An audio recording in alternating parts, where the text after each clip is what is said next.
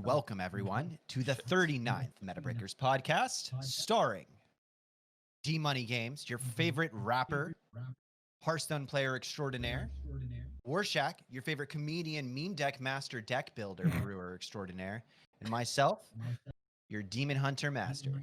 Welcome to podcast number 39. How are you guys doing today? That sounded so rehearsed, Draco. Wow. Thank you. That was good. Doing good, man. Doing good. Another day, another dollar. You know what I say? Yeah, we got worlds going on right now. It's just, it's. I feel like there's some changes coming soon. We're gonna talk about that a little later, maybe. Yeah, just feeling pretty good. Just excited for Hearthstone to be getting into people are getting more excited about Hearthstone. You know, there's this big tournament. There's $1 million on the line, some serious money, some serious competition as well. So that's just exciting. It's exciting whenever the game that you play is doing well. So yeah, just feeling pretty good. Hopeful. What's up, Warshack? Same here. I'm doing well as well. Been having a lot of fun. You know, again, mixing up WoW and Hearthstone. We're dabbling a little both. Normally it's like 80% Hearthstone, but recently it's like 60-40. Getting mythic gear. Looking forward to doing some WoW raids, and that's always it's fun. So yeah, and I've been having I've been having a great time as well lately. Did anyone ask you? I'm kidding. Sorry. Yeah, I'm just running the space, bro. I did. I said Draco. Oh, okay. I did. Rob did. Come on, man. I'm having a great time. I've been playing a lot of classes that aren't Demon Hunter this week. So I spent a lot of time learning ETC Warrior, and I ended up finding the nuances in it to be pretty enjoyable. I had a lot of success with playing it in my THL games this week, and that felt really great just to, have that practice on another meticulous deck actually show that it worked. But other than that, it is nice to just be able to watch Worlds and feel like kind of Hearthstone's at an exciting point after all the negative things that have been happening for the last few weeks. So it's good to be here, man. Good to be here. For the EDC Warrior, was it actually harder or easier than what you thought? Because we had chatted a little bit before, and you said you spent about 10 hours practicing with this deck. Was it harder or easier than what I thought? That is a really good question. I would say it was pretty similar to the complexity that I was expecting, which wasn't being easy. I kind of went into it playing, knowing that I've played against it a million times, and I know, all the different ways that they can win. So I realized going into it, it's like, okay, do I know that I want to armor out of range? Do I know that I want to try and get the combo happening before they're ready to see it and they don't think it's possible? So do I double down on drawing right now, or do I look for the pieces to survive? I was just familiar with playing against it so much that when I went into it, I kind of knew what I was getting into. So I guess I wasn't really surprised at the complexity of it, because I've seen all the different lines and pan out successful against myself when I lose to it. It was fun. It was fun though, just to kind of get behind the piloting seat of something that I play against all the time and just figure it out. And it was a lot of refining too along the way, because there's a whole bunch of builds that people run of it. Some of them that are more draw heavy, some of them put more control tools in it. And I eventually kind of fell in love with going less about the draw and getting like double blade storms, double brawls, and going with the full removal control package versus trying to get the combo out faster, just because I felt more like I was in control of the games and the pace of them when I was able to be like, okay, let me just blade storm this board, throw up the bulwark here, then I can deal with the next 2 turns of damage without taking anything. The next turn I can shield block. I just liked having the extra removal. And that was cool to find out too. That's like, okay, I like playing control when I'm doing it really hard for a lot of times in a row. It allows you to kind of get to it. Did it have the risky skippers? It did have the skippers. Yes, you need the skippers because I was playing on and I'm not going to ban Demon Hunter build. And that's kind of what people haven't been doing lately. Most people in like conquest formats that I've been looking at in the THL formats have been going the safer route and banning Demon Hunter because they know, okay, this thing has a good matchup against everything. I can't play like Dex if I'm worried about that thing kicking its ass all the time. So everyone builds these. I'm going to, I don't have to worry about Demon Hunter builds. You know, they build these more aggressive styles of conquest builds. But I instead realized, you know, I like playing against Demon Hunter because I'm so used to playing it. I feel like that's a strength of mine. The Demon Hunter matchup, even from the opposing end, because I'm really familiar with the turn sequencing for them. So I figured instead of building a game that doesn't have Demon Hunter, I should build against it and let them play it against me, and then I'll play against it, knowing it really well. And that's kind of, I guess, where I got a little bit of an advantage in the Conquest format because I didn't ban the Demon Hunter like everyone else. Yeah, and you had big success. Yes, big successes. Yeah, I mean that's like what people like a lot of people always ask, like, should I just stick to one deck or should I try multiple decks? And like it's always the same answer. Like if you can make multiple decks, you wanna play multiple decks because you want to experience it from both point of views, and get really like comfortable with playing as it and playing against it. So like the more you play as Demon Hunter, you're gonna be more apt to play well against it and know how much damage they could do in certain situations and the likeliness of them having certain cards. So, yeah, very nice. Yeah, the entire concept of playing a series of Conquest with no Demon Hunters on either side terrifies me because I don't know the way anything's gonna go. Because it was like, okay, I could play against Demon Hunter a whole bunch, or I could like be playing like Warrior against Mage and stuff. And in that situation, I'm completely out of my comfort zone. So no thank you. Well, then you just rope every turn and just hope that you're doing the right thing. Right. But let's take a look at the meta that we have in front of us, guys. This is the meta that you see right here. This is across all ranks and across all servers. So if you're saying, well, why is Priest at the bottom? Priest is so good. I hate Priest. Well, that's because this is across all ranks. So maybe Priest is a harder deck to play. And there's a lot of bad players that are trying to attempt it that don't know what they're doing. Totally possible. But nonetheless, this is the meta. And has it really changed from last week? I feel like Demon Hunter is now at the top, and it was, I think Hunter was at the top for the past few weeks. DH was at the top last week. Oh, never mind. I mean, it's even higher in the top now. Now it's 54.4 instead of 54.2. Did anything change? I don't think anything moved. Looks pretty similar. Yeah. Oh yeah, Priest fell further down, and Druid went up a little bit. So that's it. Not by much though, right? They're both still bottom of the barrel. Yeah, they're both at the bottom. The only thing that changed in positioning was Priest and Druid on the bottom. But Priest is OP. I don't know, man. I'm not surprised about this at all. I think like the most easily accessible pilotable decks that are more aggressive and follow their own game plan are on the top of the list. So I know like maybe Paladin isn't the most aggressive, but it's probably the most, probably one of the most, what is the word? Approachable decks to pilot. Yes. Yeah, I think that's why it's always up there. Pretty basic stuff here. Pretty similar to what we've been seeing. Nothing new really, but we could go into the top 1K. Here. Let's do it. Let's go.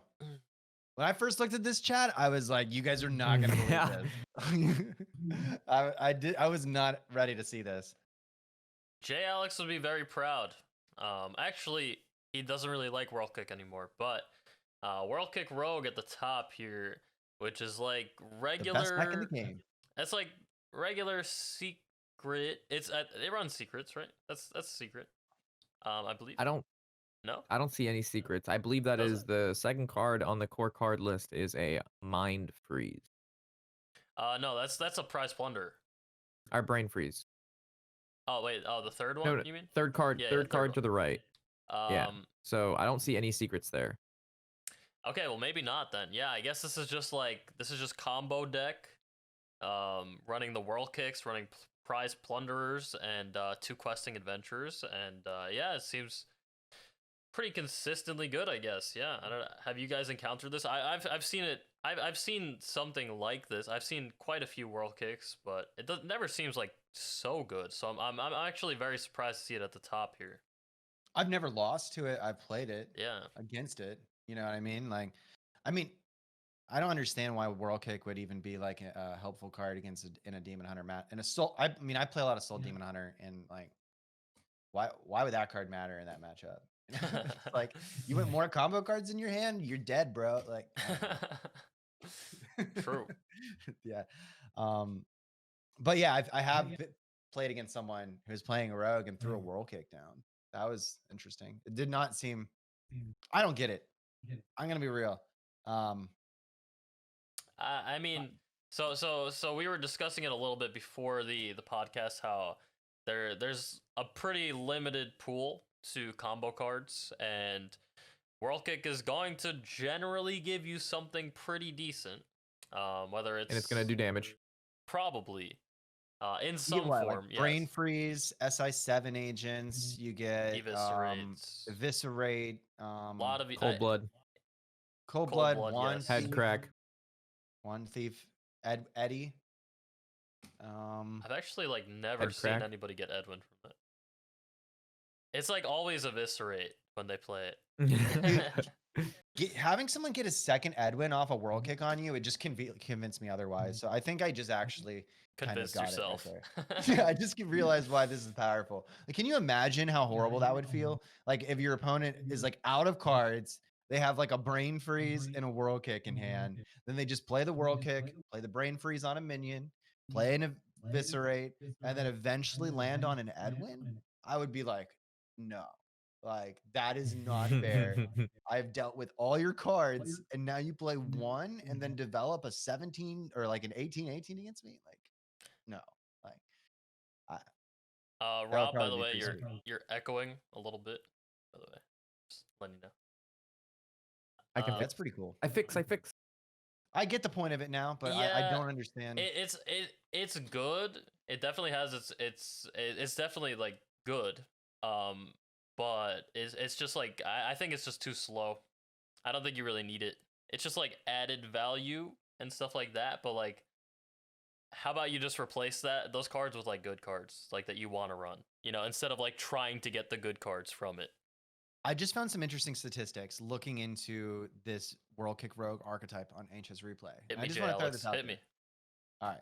So although this is the top rated deck in the game, in top 1,000 Rogue games, World Kick Rogue takes up 2.5% of those games, which is like none.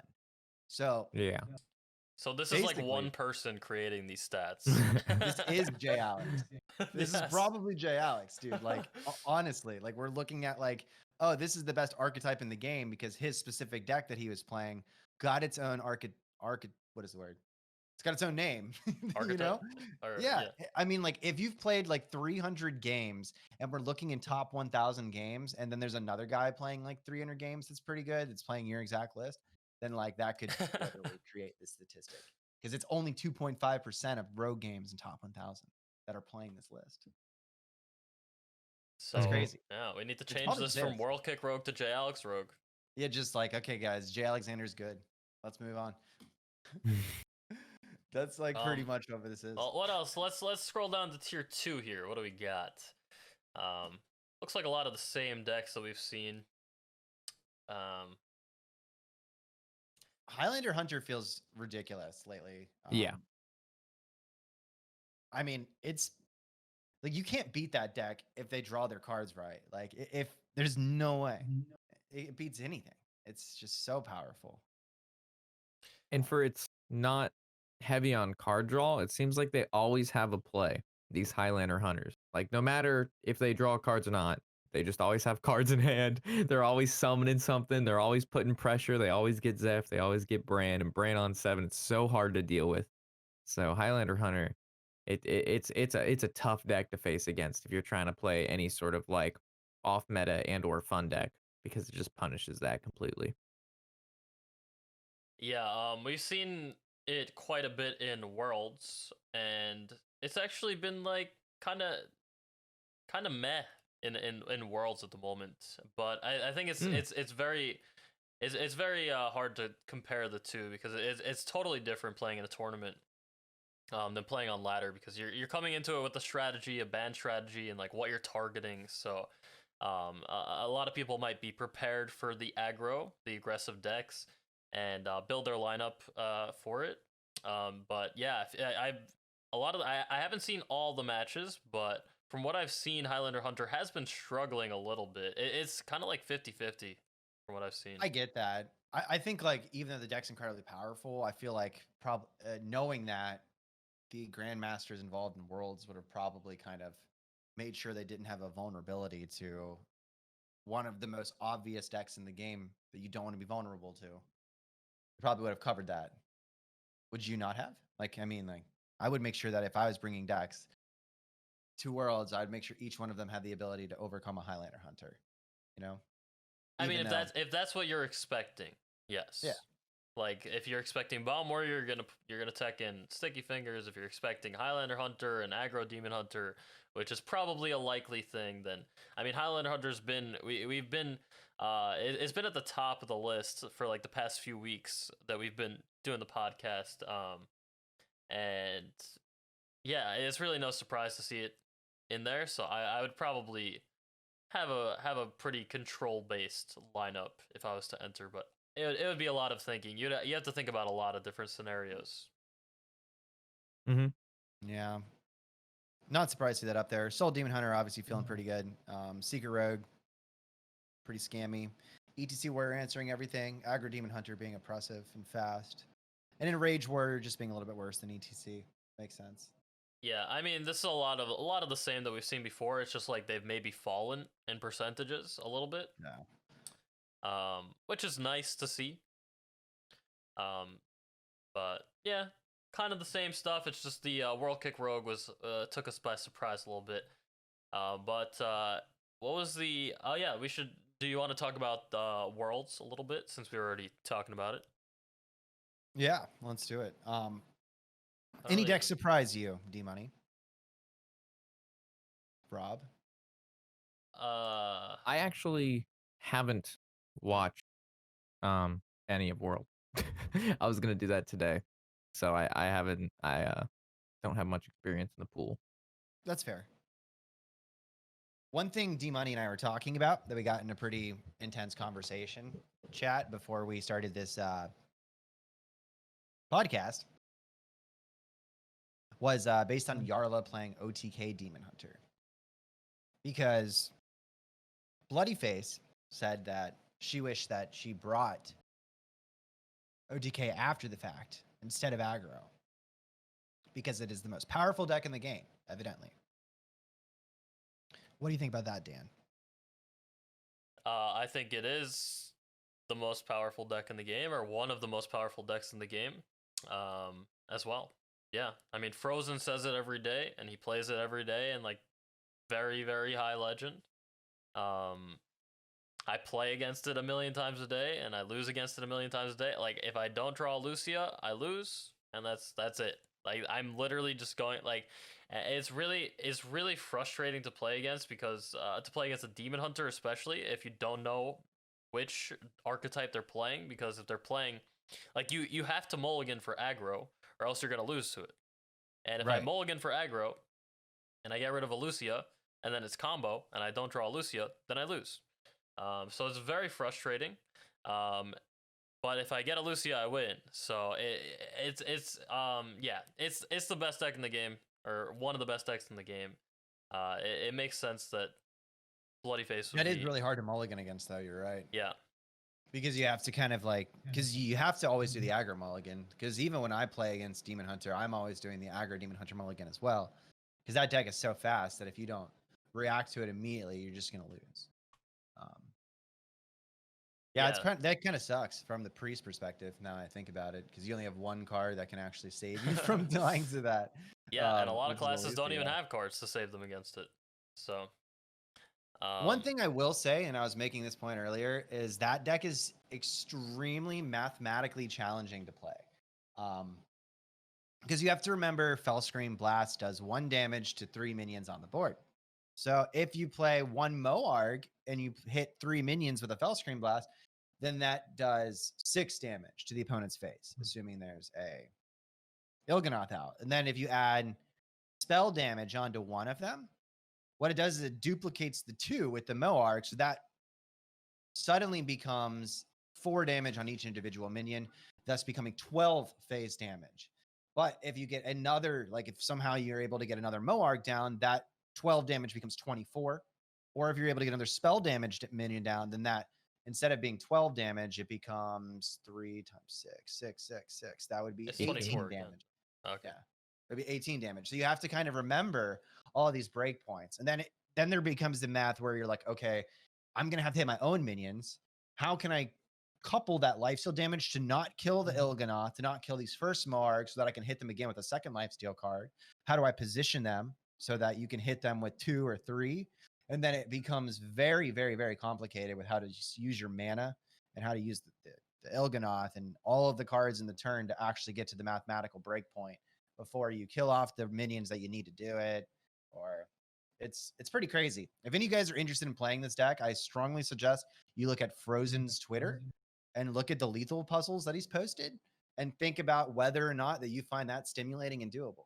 Because if you don't think it's doable and you can't find the lethals when you're looking at those things in 2 or 3 minutes, then you maybe need to make some cheat sheets ahead of time and definitely play with a deck tracker and think about like doing the math while you're doing it, because it's a very challenging deck to play, I would say.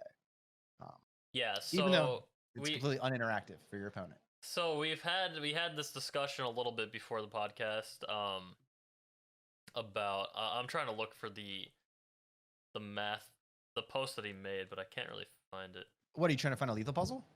The one that he has like all the math and everything for the combo. I don't know. Oh, really? He made a cheat sheet for it? Somebody did. Maybe it wasn't Frozen. Somebody made a cheat sheet for it. I don't know where. I thought it was on Reddit. I had seen it on Twitter. I don't go on Reddit. Oh, where like one Moarg plus one IB. It was like it was like a bunch of different combinations and how much damage they do. Yeah. But yeah, we were discussing like Draco was saying that it's it takes skill to play it and stuff like that.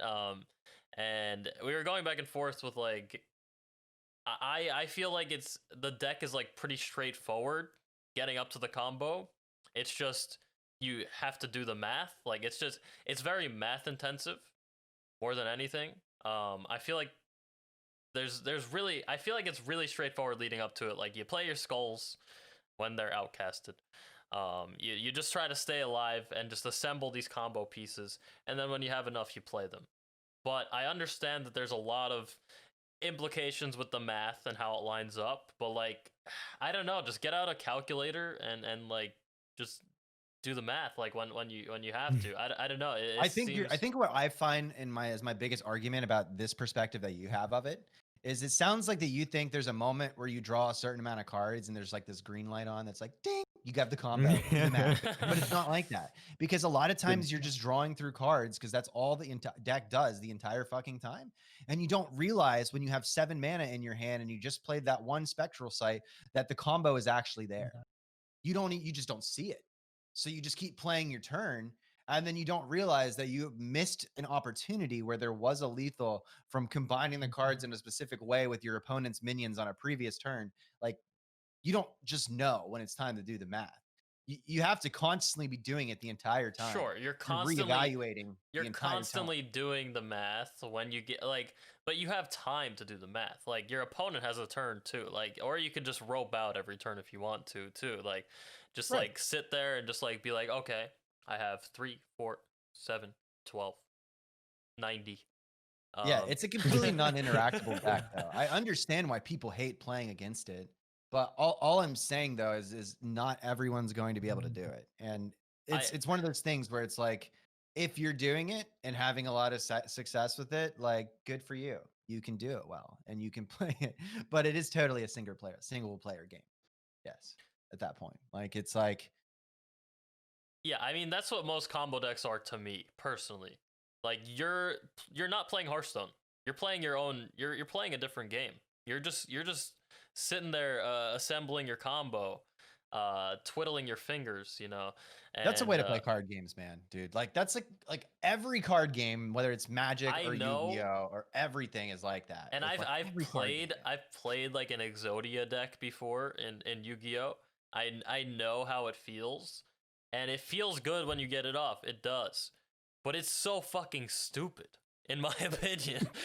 You're literally just drawing through your deck to get to this comp. Like you're just relying on like RNG, just finding the right pieces, and just like it's not fun in my opinion. Like it's fun as like a gimmick to me, but like it should not be the most powerful deck in the game. Like cuz it's when it's like so easy, not I mean it's pretty easy to do the combo whether you like it or not. Like depending on how much damage it does, sure, like you'd have to do the math, but like the combo is pretty straightforward. I mean, you're going to play a combination of Moargs and Il'gynoth and Fellscream Blast and stuff like that. It's just like, how much do you really need? Sure. That's when you start to like say like, okay, this deck is actually harder than I thought.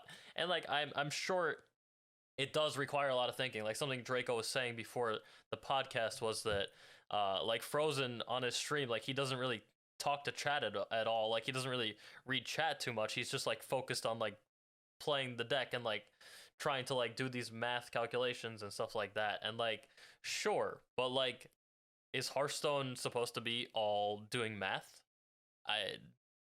Hearthstone, like sure, there's like we've seen like Defile like have like cause like puzzle, like there's definitely puzzles in Hearthstone and stuff like that, but like this is not like a cool puzzle. You're literally just doing math. Like I don't think know. some of the best Hearthstone players can play that deck correctly. Like that's all I'm saying. Like it's like it's whether or not you think Hearthstone should be math or if it's cool or not. I wasn't saying that. I'm just saying it's hard as fuck, dude. Like I don't like. I'm not gonna challenge you to do it because I don't want to do that. I don't want to go through playing OTK Demon Hunter for a week to say I can. Yeah, I don't so I'm not gonna say either. I don't think you can do it, but I don't. Just to be straight. What? Like, I don't think you would actually have the dedication to sit down there, learn all the math to it, and then make it play it perfectly that's for like different. to get really high rank. That's a challenge. Okay, wait. That's okay. I don't think you could do it, but I'm not challenging you. Saying that I can't do it and saying that I can't have the dedication, that I won't have the dedication to do it are two different things. I could definitely do it. If I wanted to do it, I could do it. All right? We'll never know, though, I right? honestly... It's easy to say. I feel like I can master. Okay, maybe I shouldn't say master, but I feel like I can still win a lot of my games after playing the deck like 3 games. I feel like I would be in a very good spot to like just know how to pilot the deck well, and then that's where I would have to like hone in on the math and like just get used to the math. And you just get used to it like just by playing the deck. So if I really wanted to, I think I could totally do it. But do I want to? No. It doesn't look like fun. But I don't think you get used to the math from playing like 5 games. Okay, no. I'm saying that's why I said to get used to the math, you just like keep playing it over and over. I didn't get like a specific number for that. I said after 3 games, I could play it like well enough. You know, honestly, because like you're just drawing through your deck, and then you just play the combo pieces. It's the part where it gets complicated is like when you have to throw out cards out of your hand. That maybe like you just have to like know what you really need for later. Like sometimes I've played against Frozen a decent amount when he plays that deck. Like that's all he plays, and he's played. Sometimes he plays Zeph on turn 2 against me, and I'm like, oh, really? You don't need Zeph? Okay. And then sometimes he'll play Il'gynoth on turn 4 against me, and I'm like, really? Are you actually? And he'll still win against me actually. Like sometimes when he does that. And like it's just. I'm curious. What is he usually beating you with when he throws out his like most important combo piece on turn 4? What are you playing? Priest? I could be probably Priest. What does he just beat you down with twin slices? Yeah, he'll beat me down. Sweet. And then he'll finish me off with like Zeph, Doomhammer, something like that. That's awesome. Yeah, great, thanks. And What a chat, dude. That's ridiculous. Like yeah, he's but like, oh, I'm playing an OTK combo deck. Fuck the combo. You just die. Here's a doom. it's those nuances that would be the more difficult things to realize, like when you can throw out stuff like that. I mean, based on I'm sure it's based on what his current hand is and everything. And like if he has to maybe you have to throw out Il'gynoth to move over the skull to the left, something like that. Not sure, but He runs Stelina in his deck. That's I so don't know Chad. if he still does, but He posted it up yesterday at that rank 1 every or time something. he literally has never played that outcasted against me. He always plays it as a 4-mana 4/3, and I always say that's the worst fucking card in the deck. I don't Which is understand great. it. Has he ever played it? Has anybody in chat ever seen him play that outcasted? Because I have not. But yeah, that's my take on it. But Warshack, let's hear what you have to think. Let's hear what you have to say about it. What do you have to say, man? I'm curious about your About the opinions on OTK it. Demon Hunter. Yeah. Who's right? Yeah, who's right? I mean, I think it's a like semi-difficult deck to play. I mean, it's hard to say because it's a combo deck, right? So you're just sitting there not doing much the whole game. Like D-Money said, it is feeling like a single player game because your opposing player is just trying to kill you while you're just like mitigating damage, not really doing anything, and then you just die in one turn, which is a feels bad for one player, but the other player obviously like it's a feels good because you win the game. I mean, I'm not a huge fan of OTK decks, but if there are OTK decks to exist, I like those decks being fairly hard to pilot and play because again, winning in one turn needs to have its drawbacks. And I mean, I've mentioned this in previous podcasts before, where I thought a very healthy OTK deck was in the past the like a Sathravar or the Shirvala Paladin. I thought that was like one of the most OTK decks to ever exist.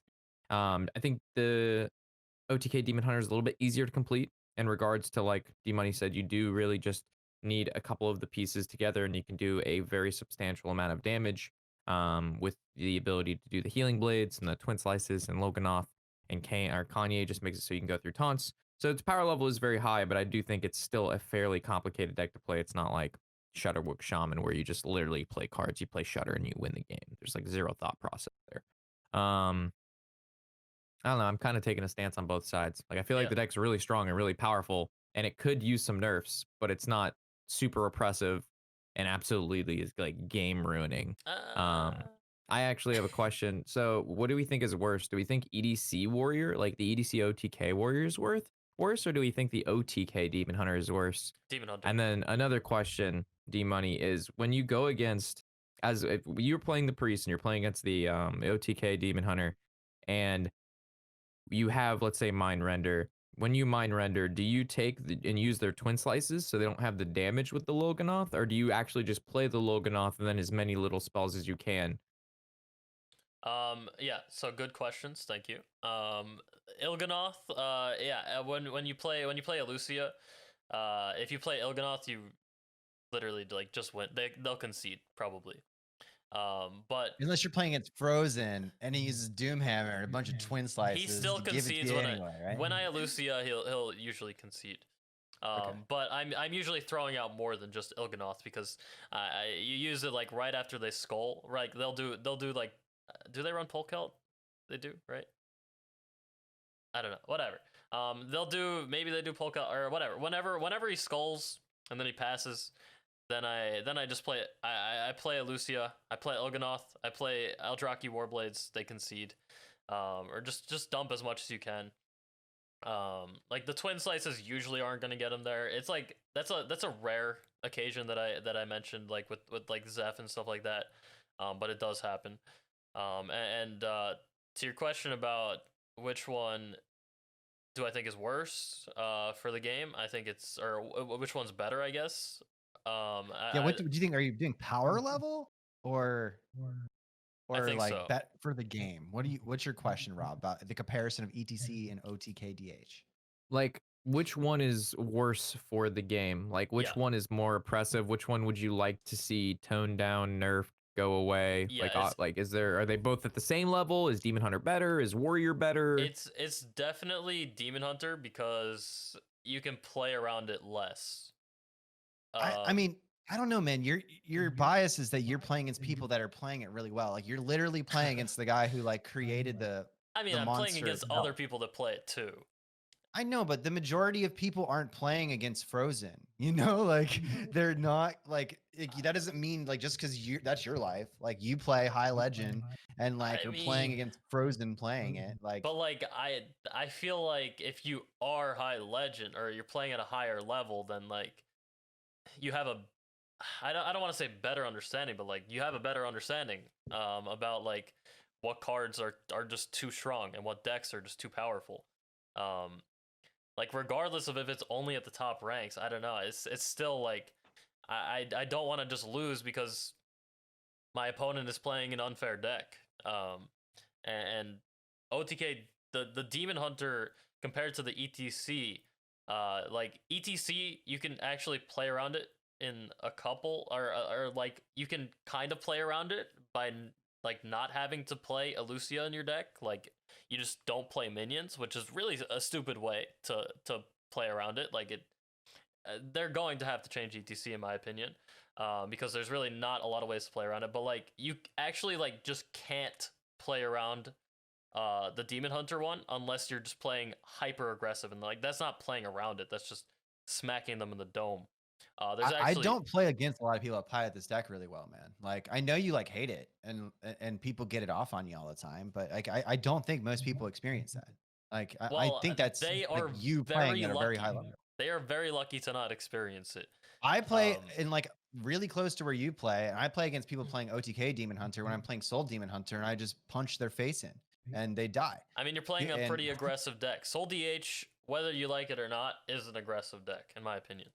yeah, I mean Um, it is. Yeah, it has a lot of burst. yes. But You're like constantly putting on pressure. You're constantly not. I wouldn't say putting on pressure. Like you're not really creating too big of boards typically, but you're just smacking your opponent every single turn for a lot of damage. yeah, and you can allow yourself not to die with healing. Yes, I get it. you could play But around Soul DH. Yes, that's a deck that you can play around actually a little bit. Um, and yeah, the OTK Demon Hunter. I'm like, what can counter that besides a Lucia? And like Ticketus maybe, but you're never gonna get to that point. Like I die other on decks, I right? Like that aren't the other things you don't play, like like what? aggro Demon Hunter, That's like what I'm saying. like Either Soul Demon hyper Hunter, like aggressive Highlander Hunter. has to be like really aggressive, or else you can't beat it, or unless you run a Lucia, which is so bad for the game because then it doesn't allow everybody to play other decks. Like you're literally forced to play these aggressive decks that we see in the top tier of the meta every single week, and that's because of those decks, because they exist, in my opinion. Well, ETC Warrior doesn't lose to it either because they like heal to like 90, right? Like, That's not enough though. They still die to it. I don't know, not really. don't know I the mean, they get matchup their too combo well. off sometimes before the other deck does. Like it's not like a super polarized No, matchup at all. well, you can't get the combo off as ETC because They the don't play minions. yeah, they're not going to play minions, yeah. And then they're just going to do like 95 damage or something ridiculous like that. I don't think like, I mean, okay. I don't think there's ever going to be a point where there's a whole bunch of people playing OTK Demon Hunter really well to the point where everyone's like, fuck this deck, it needs to get nerfed. I just don't think that normal people are going to want to do it and learn it and get it to the level where it is actually. That's like, not I think it's incredibly powerful. That's like, not it's a probably good the argument though. What do you mean? That like Just because no people don't play can't do it? okay, you can't say it's overpowered, but just because people don't play it, we're not going to change it. Well, I'm saying it's overpowered if people can do it, but I'm saying that like 1% of people can do it. So why would you nerf something that only like the top 1% of players in the entire world are even able to do? Like, because then the other top 1% players are going to feel like this is like stupid and unfair. Because like if I like, so then you're just basically saying fuck the top 1%. Like you guys can't play certain it's easily targetable. decks. Like you said too, like all you have to do is play an aggressive deck. There's like a ton of aggressive decks out there. So if it ever became OTK Demon Hunter is the deck that everyone's playing and it's the top 1%, then maybe we put on our aggressive pants and we go onto ladder with an aggressive deck and we farm them. And then we tell them to stop playing it. You know, like it's just like it's a card game meta. That's what happens.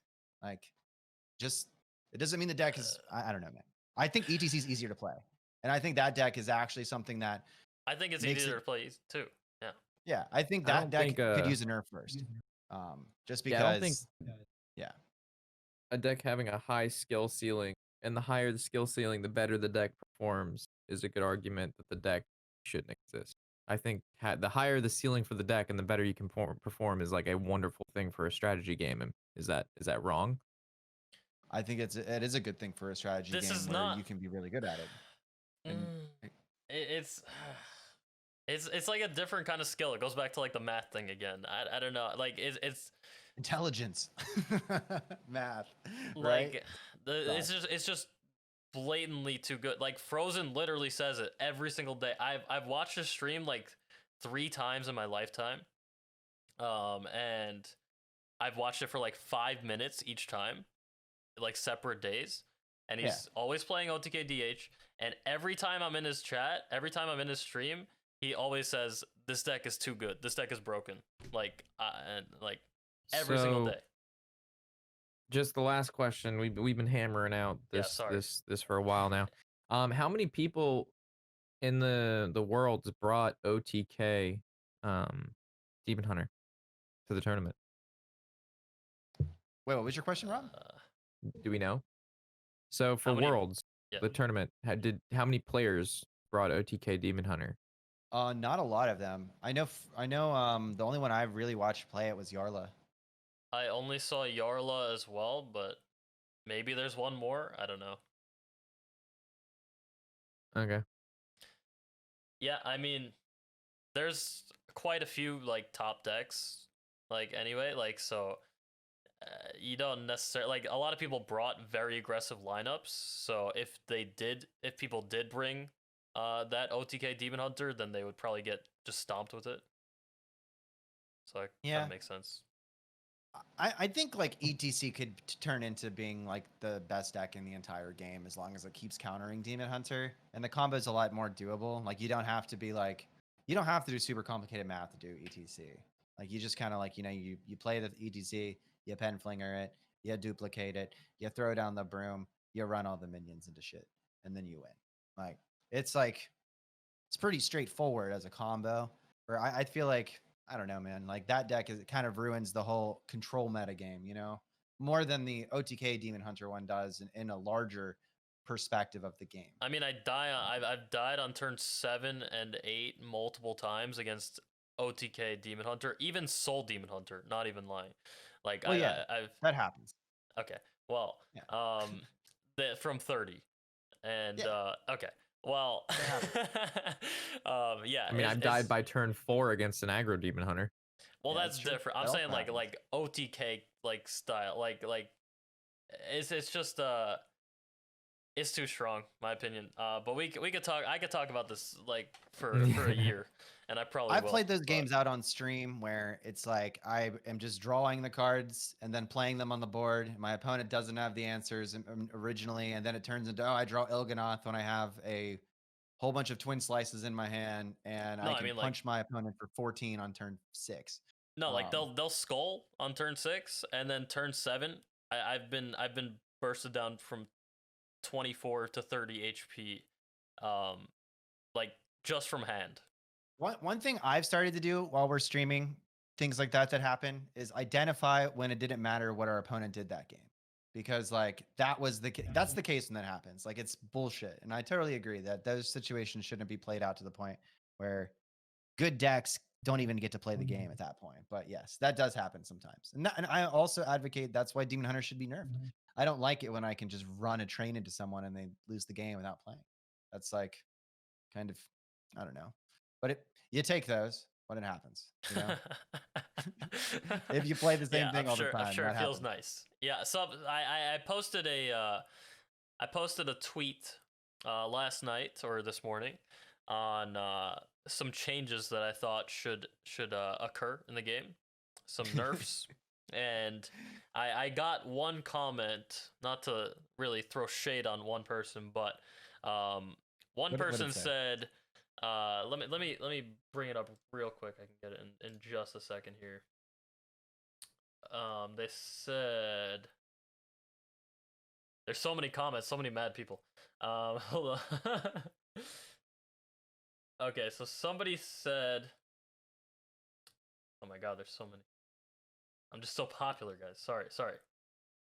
There's a lot of comments on this, guys, and a lot of them are really mad at D-Money. And Okay. also, guys, you don't have to take these things personally when Hearthstone streamers post tweets about like, what do you think the balance changes should be if you disagree with them? Just because D-Money thinks Blade Dance should be 3 doesn't mean that like he's an asshole, even if he's completely wrong.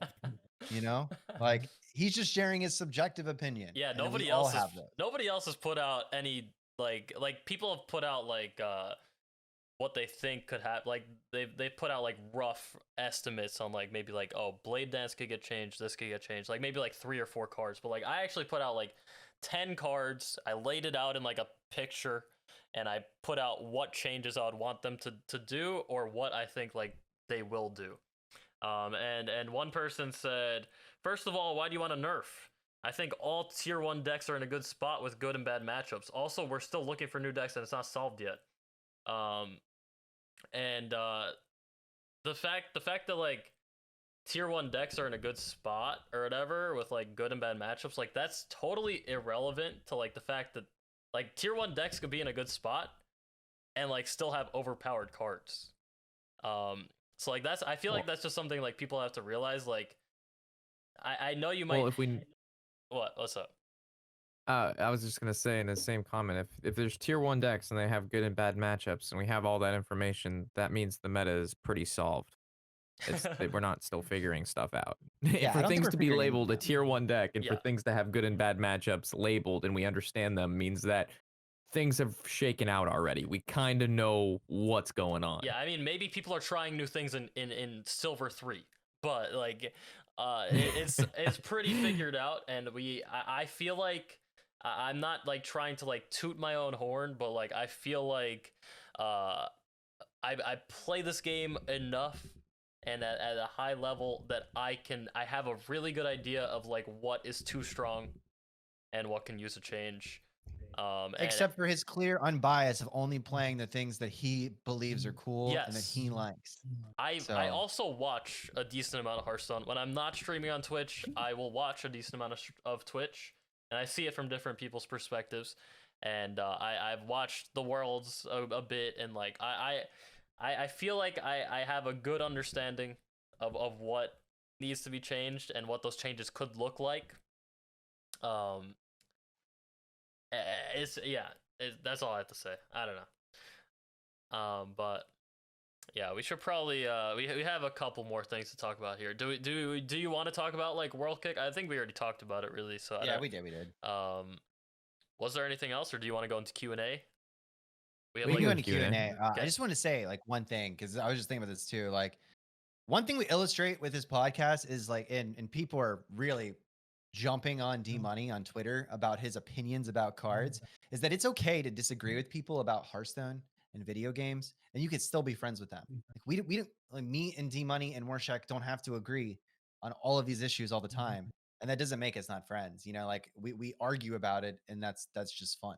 You know, it's not like a personal thing, or you have to tell someone they suck at the game because they think ETC should be nerfed. All right, the end. Let's go into Q&A. Yeah, I mean, I talk about how I hate DH every single day, and yet I do a podcast with DracoCatt, who literally exclusively plays Demon Hunter. So yeah. But guys, it is the Q plus A section of the podcast, which is also Q and A, and that means question and answer. So if you have questions, please feel free to drop them in chat, and we will provide you with answers. What's a bad matchup for Demon Hunter? In general, you're going to have to be more specific, considering there's 3 viable archetypes right now. Soul Demon Hunter, OTK Demon Hunter, and Aggro Demon Hunter, and each one of them has a different spread. So, but they all have bad matchups too, even though Spoiler alert, there's no bad matchups for Demon Hunter. Got him. That's not true, dude. That is not true. Also, chat, to help you ask your favorite streamers questions in regards to decks you should play. A common question I'm sure me, Draco, and D-Money always get is, hey, what's the best deck? So how to phrase this question slightly different and get a lot more information out of the person you're asking is, hey, blank is my favorite class. What's a fun and or cool deck I could play? with this class. That allows us to kind of like give you a better picture. Because if you ask what the best deck is, and Draco recommends OTK Demon Hunter, absolutely despise Demon Hunter, you've wasted your question and you've wasted his answer. And you might be 14 and not be used to doing a lot of math, and then like you're Yeah. not going to be successful with Math's it. not I don't fun. know. Boo. Math is not fun. If you want to play a game, not think about it as much, then I definitely wouldn't recommend OTK Demon Hunter. Play the aggro one. You have more success and you have to think less.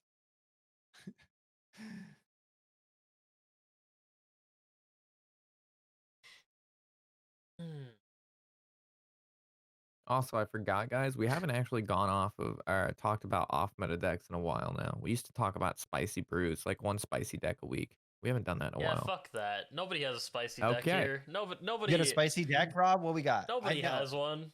Rob's got one. He wouldn't have. I know brought I it up. have one. I have the Highlander Paladin. Yeah, I know. Rob hit legend with Highlander Paladin this week, and Sir Finley is not a meme. Not only Highlander, Paladin. What is it? Who? It's a Cthulhu control Highlander Paladin. That's pretty How nuts. many times have you really gotten off Cthulhu? I was gonna ask that. It really depended on the matchup. Let me pull up the amount of games I played. I think I got him off 2 or 3 times. I went 18-8 to legend, and I got him off 2 or 3 times, and it's mainly in there to beat priests. Because it's hard to kind of outvalue them sometimes, because I don't run DQA in this list because it's too slow. So instead of DQA, I put in Cthulhu. And it also, I cut down on some 5-drops, and giving Paladin the utility and flexibility of having an extra AoE spell to use with Lord Baroff. So you go like Lord Baroff Heart as a wonderful board clear. You could go Lord Baroff Maul him.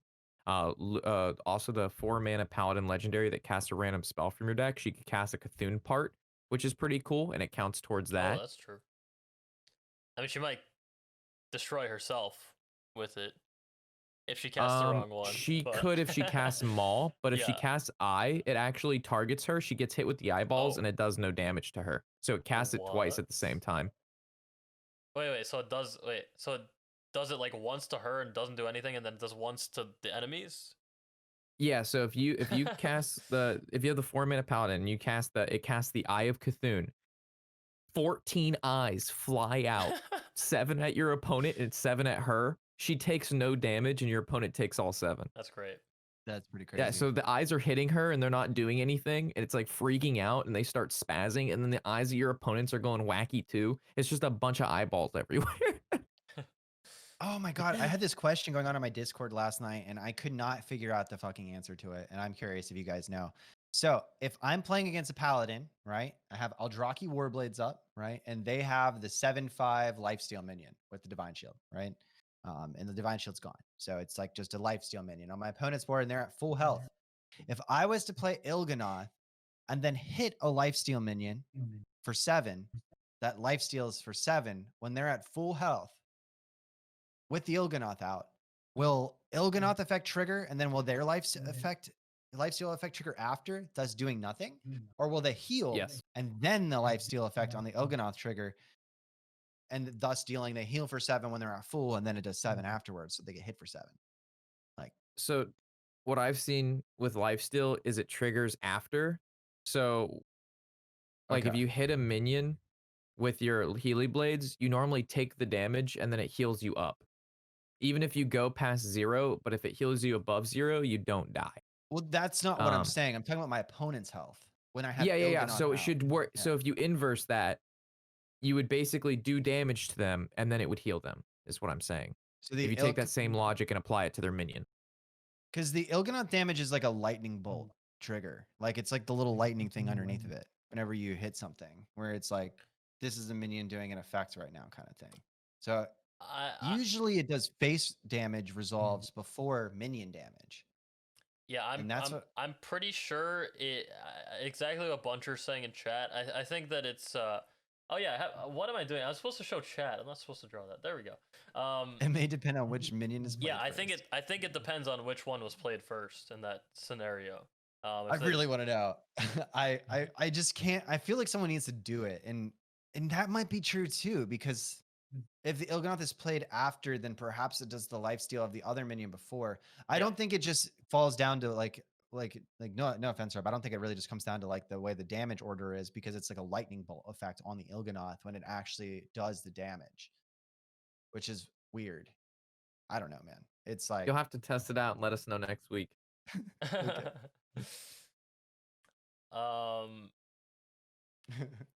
When Highlander rotates, D-Money will have nothing left to play, correct? True. But What did you play before? Because I think I met you during the Old Doom meta. So what were you playing in Witchwood before Old Doom stuff? that's a long time ago. Yeah, but that was like that was well, no, that was no meta board, and that was Rise of Shadows. Okay, so that means you were playing not Tempo Mage, because that was the oppressive deck in that time period. That was aggressive, right? That you're not Tempo Rogue, not Tempo Rogue, because that was the time where we would prep raiding party. Yeah, quit like yeah. No. What were like more popular decks then? I don't remember. Even and odd, right? No. before This that? was during the Rise of Shadows meta. Like that was when Murloc Shaman was actually good at one point for a brief period of time, because like you would do the oracles and not the oracles, the anglers that would refill your hands, and then you would run like the bloodlust to win with those. Priest was really bad at this point because we just rotated out all of the cards like and changed and got rid of Mind Blast and Leroy. This is really I can't really remember far back like that. I'm so bad at like remembering which decks were like in the meta at what expansion and stuff like that. But probably Pretty sure a Mage was Control super League. bad. Yeah, we were playing. There was like token druid with Snip Snap. You know, like it was like mech token druid with the magnetized minions and stuff. Remember that? I don't know. If you made YouTube content, D-Money, you could just scroll backwards and you could see all the decks you were playing at that time. All right. Well, Yeah, what did you play before You're the only one who Highlander? does that here. What did you say, Draco? Yeah, what did you play before Highlander, man? That's like not even like that hard of a question. Like Before came out Highlander, with Doom. it was mainly I've just mainly been a control player, so I used to I used to love like old school Control Warrior, Dragon Control Priest. That was a fun deck for me, Dragon Priest. That was pre-rotation, but okay. Yeah. Well, I don't know. I'm just Dragon Priest was last a thing in standard when Anduin was in standard, right? Like because when Draconid Operative. That was. I don't know. I don't know the timeline, bro. You asked me like before Highlander. I don't know, bro. Just I don't know. Next question. I just can't remember, man. Hey, after Highlander stuff rotates, I'm still gonna play one-ofs anyway, just to flex on people. All right? How about that? Like that? All right. Any more questions, guys? We have like a couple minutes left here. Coming in right at an hour here. Metabreakers live. Oh, I remember what was happening in Rise of Shadows. That was the Khadgar Giant meta. Ooh. Yeah, that's what I was playing. Oh god. Yeah. With cyclones and stuff, right? Yeah. I did love me some Mountain Giants. Yeah, that was the Mountain Giant duplication meta. I mean, was Handlock a thing then? The most popular deck in the game during that meta was the Woggle Pick aggro tempo rogue, right? Mm-hmm. Very and bad then Bomb memories. Warrior was really popular and powerful. With Oh, like yeah, the full you'd bomb Waggle package Pick that just came Leroy. out then. And Giants and all the Cyclone, Conjurer's Calling stuff was very, very, very powerful. And then Control Warrior with Dr. Boom was still in the game. Yeah. Bad And that was good memories. too. Bad memories. What would you like to see for the mini expansion? New cards. Got them. I would like to see big amalgam. Yeah, Rob wants a big amalgam. He wants a Malgadon from BGs to be a thing. Oh my god, Mech Hunter. Noodle's right. That was the really annoying deck during that meta. Yeah. I actually played a bit of Mech Hunter at one point. Yeah, I hit Legend with that once. I want to see from the mini expansion, just more. I guess a few more corrupt cards. I'm excited to see what corrupt cards they come out with. I don't know. I want another token Demon Hunter finisher. Like honestly, You posted spent that a lot one of time clip, and now you're addicted. I played a lot of it this week, and it's really bad. It's really fun though. You know, it's yeah, it would be cool if there was a finisher that didn't require me to buff a card in my hand, get multiple cards reduced, and then initiate the combo on on an empty board. Um, that would be better for the deck. I feel like it might be a little bit more powerful if we had something that was a little bit in strength level equivalent to like Bloodlust. Like give your hero +3 attack for each minion you have on the board. That would be fine. You know?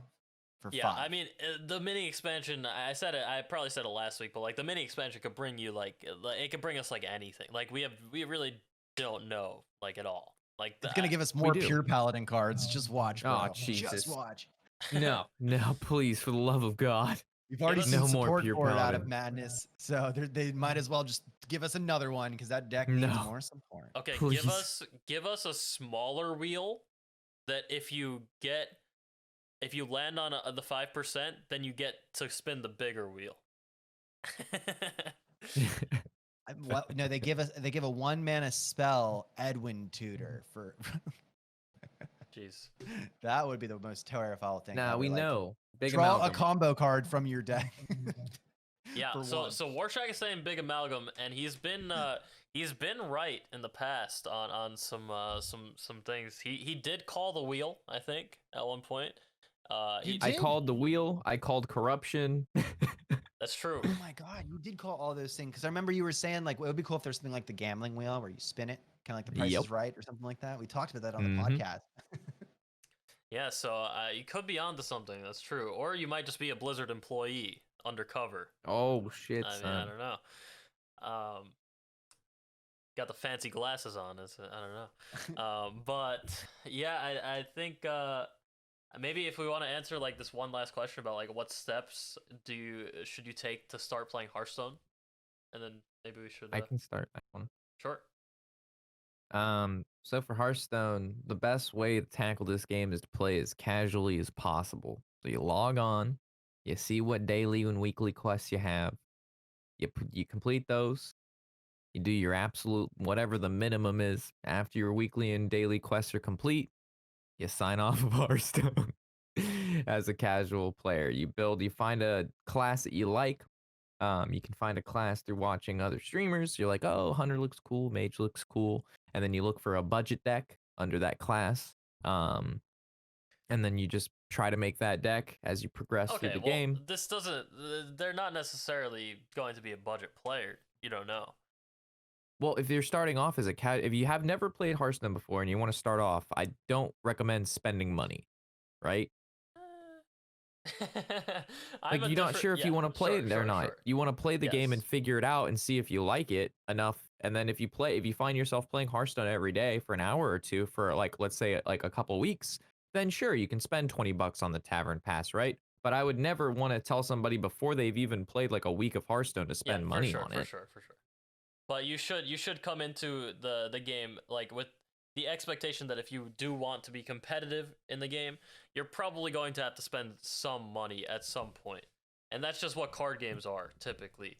But competitive players are like less than 1% of the game. You don't have to be like the top player to be competitive. Like you could still be like hitting legend. It depends on like what you consider competitive, I guess. Like to a certain extent. But I would suggest... I mean, even hitting legend is top 1.5%. Sure, but it depends on because there's like a lot of casual players that like maybe play on mobile and stuff like that, or like you don't know like the extent to like it really depends on what you want. But like if you're just getting started, I mean, you should probably look up. Deck. Yeah, you get a free deck at one point too. You don't have to pay money on Hearthstone, and you get a free deck that's good. but you should Nothing to lose. probably explore all the classes, for sure. Like a good thing to do if you're like a new player is you should check out you should probably look up like the achievements that are in Hearthstone, because you actually get like 1,000 gold or something for 500 gold for beating all of the bots on normal, and then you get like another 500 for beating them on heroic and stuff like that. So there's like certain things that you could do when you're starting off, so you get to recognize, you get to unlock the other classes, and you get some bonus gold and stuff like that. And just like explore everything essentially, and like find out like what you want to play, and like if you like it, of course. And streams are a good way. Yeah. What's up? You know what was interesting? So I have a friend, and he actually started playing Hearthstone about 2 weeks ago, right? On his phone. And he asked me, questions. Hey, what deck, what class? And I recommended Hunter and Mage for starters. And he came over last night and said, hey, can you take a look at my Hunter deck and like, fix it up? I said, sure. So I look at his thing, and he had no idea what gold was. He had no idea how to open packs. He had no idea about the rewards track, anything like that. So I went on his thing and I'm like, hey, you're like level 12 or something. Like, why didn't you like collect your gold in your packs? He's like, I had no idea. The game never told me that this was something I could have for free. I'm sorry. So I'm sorry. It's kind of funny, man. no, I don't mean to just, I like, was laugh. mind blown. He's not a dumb kid. You know what I'm saying? No, Like I mean, he's not a rocket scientist, but like I was really surprised that like a new player in Hearthstone had no idea how to get cards. Yeah. It has nothing to do with the subject matter we're talking about. I just thought that it was really like, I was like, wow, like he just didn't know you click on the picture and you get stuff and how to progress and what that meant. So I was, wow. Guys, if you are just starting to play Hearthstone and you're gonna pick a free deck, do your research ahead of time. If you don't know what you want, ask any of us during our streams. We can look at the free decks and help you figure out what's good to get for you. Because some of the decks are really good and come with a lot of legendaries that are usable in a lot of future decks, and some of them are not very good and come with a whole bunch of legendaries that will probably never see meta play. So you want to make sure that when you pick a free deck, that you're picking something that you're going to enjoy. Like if you're never going to want to play Rogue, then even though Rogue's deck is probably the best one to pick out there, you don't want to pick the Rogue deck. If you pick Rogue, you get Krastenov and Jandis, and those cards are dual class legendaries that are in both Warrior and like Mage and Rogue, So for example, like choosing that, you'd probably be getting the best value of like an entry level into the game. And you kind of just want to make sure that you make these decisions in the most beneficial way to you. Because if you go and pick the pure Paladin deck and realize I hate pure Paladin, guess what? You have no neutral cards. So you just like got all Paladin cards for your free deck. And that's not going to be awesome. So yeah, make sure you do your research before when it says, what deck do you want? Like, don't just pick something and click confirm. Like, put the iPad down, log on to Twitch, log into Google, make sure you make a decision that's going to be good for you, because it's the most important thing to make as a new player. The most important decision of your life. All right. Yeah. I mean, if you're going to play Hearthstone for free and you're not going to play money, then this is literally the most important decision you're going to make with your Hearthstone. So. Or ask one of us. Yeah, true. Whenever you get to that point. And Warshack does make some really great budget deck videos, by the way. And he has them all organized under categories, too. So I've heard. I don't know. He's talked about it a couple times. So. Yeah, Noodle's right. If you love Paladin, pure Paladin's a really good deck, and you can just... I don't recommend that one. Nope. You can just start the game and grab it, I mean, like, that's sick, though, you know what I mean? Like, imagine how much of an entry level that is for people now. You get a competitive deck right off the beginning, and you can just grind up to Legend with it. It would work. Nope. Don't do pure Paladin. It would literally work, chat. Whether or not Rob likes the decision, you wanted to hit Legend and wanted a deck that was powerful enough. The pure Paladin one is good enough to get you there, so... Nope.